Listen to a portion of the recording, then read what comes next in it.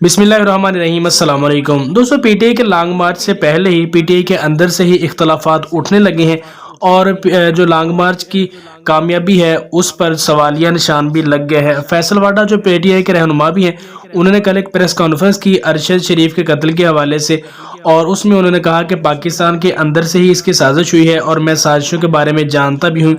और जो इस्टेब्लिशमेंट है इसमें किसी भी किस्म की उनकी इन्वॉल्वमेंट नहीं है। और इसके अलावा उन्होंने कहा कि मैं लॉन्ग मार्च में लाशें पहले से देख रहा हूं और ये लाशें किसी की भी हो सकती हैं, मैं भी हो सकता हूं या आप में से भी कोई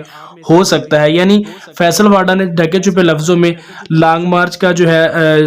सिलसिला शुरू होने वाला है पाकिस्तान में, इसके हवाले से खबरदार किया है कि खून खराबा होगा और लाशें भी गिरेंगी। तो इसकी वजह से पीटीआई ने उसकी रुकनीत भी मुअत्तल कर दी है और उनका जो बयान है, उनकी जो स्टेटमेंट है, उससे लाताल्लुकी का इजहार भी किया है। और पीटीआई के जो रहनुमा है अली जैदी, उन्होंने कहा है कि लॉन्ग मार्च फेल करने का ये सारा ड्रामा है और फैसल वाडा को उसी हवाले से लॉन्च भी किया गया है। दूसरी तरफ पाकिस्तान के जो वज़ीर आज़म है शहबाज शरीफ साहब, उन्होंने कहा कि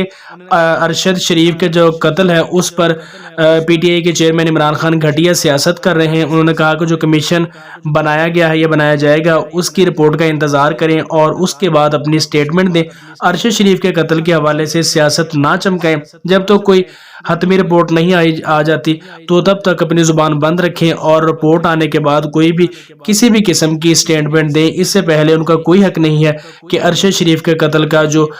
वो जुम्मा है वो किसी भी अदारे पर या किसी भी एक शख्स पर लगाएं। जब तक कोई फाइनल रिपोर्ट नहीं आ जाती तब तक ऐसी बातें करना बेबुनियाद है। और उसके अलावा जो पीटीआई का लॉन्ग मार्च है उसे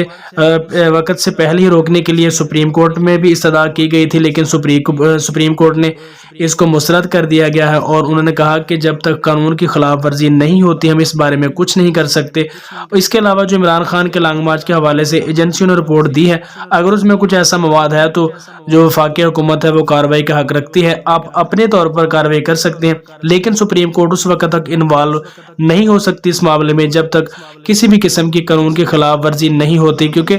सुप्रीम कोर्ट में तभी कोई फैसला या केस होना जाता है जब लाकानूनियत होती है, कोई ऐसा जुर्म करता है तो उसके अलावा सुप्रीम कोर्ट में वो फैसला जाता है और उसके बाद सुप्रीम कोर्ट हकायक को और सबूतों को सुनने के बाद किसी भी किस्म का फैसला करती है। लॉन्ग मार्च इमरान खान का कल से शुरू होने वाला है और इसकी कामयाबी या नाकामी किस हद तक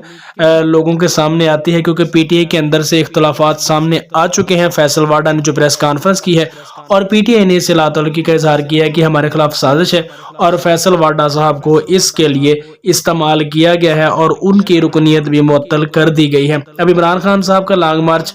कामयाब होता है या नहीं, या किस हद तक कामयाब होता है, या एक मरतबा फिर जलसे के बाद इसे डिले कर दिया जाएगा, तो ये जो भी सूरत हाल आगे होगी हम आपको इन्फॉर्म करने की कोशिश करेंगे। चैनल को सब्सक्राइब लाजमी कर लें, वीडियो को अपने दोस्तों के साथ शेयर कीजिए। मिलते हैं किसी नेक्स्ट वीडियो में, तब तक के लिए अल्लाह निगहबान।